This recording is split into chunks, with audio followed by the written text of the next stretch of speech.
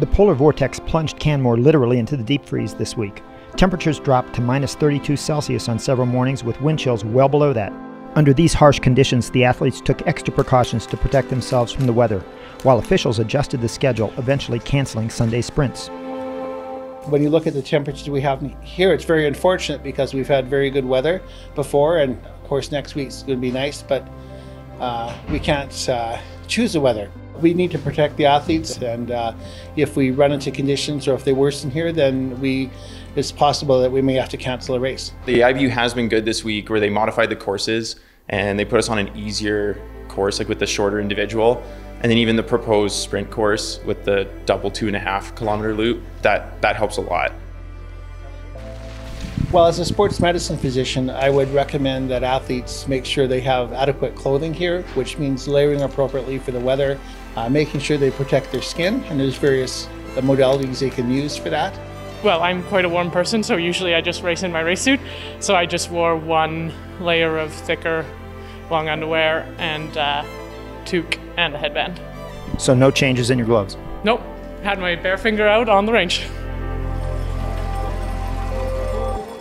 You come to the range and you fumble with your clips, you fumble with your bullets, like in the relay, for example, trying to load your spares. We can put heat pads inside our gloves to keep them warm, and after they zero, try and put an extra layer on just to try and keep the wind out, keep their head covered. That's about all we can do. And once they get racing, just ski fast so you can get out of the cold sooner.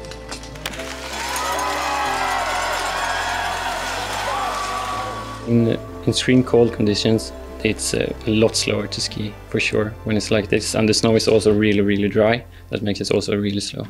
So you need waxes who can last the whole race, and that's a pretty good challenge you have in this condition when it's cold. Definitely knowing that I have the right clothes and have raced in a lot growing up, I know I'm ready to be there, and it's not something that so much scares me as long as I just wear the right clothes.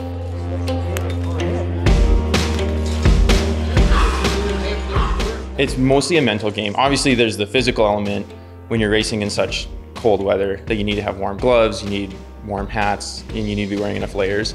And a lot of athletes have been wearing tape on their face, which is a big help. The conditions are there, so obviously when it's really cold, it's hard to ignore it, but just doing your best to make sure that you stick to the race plan.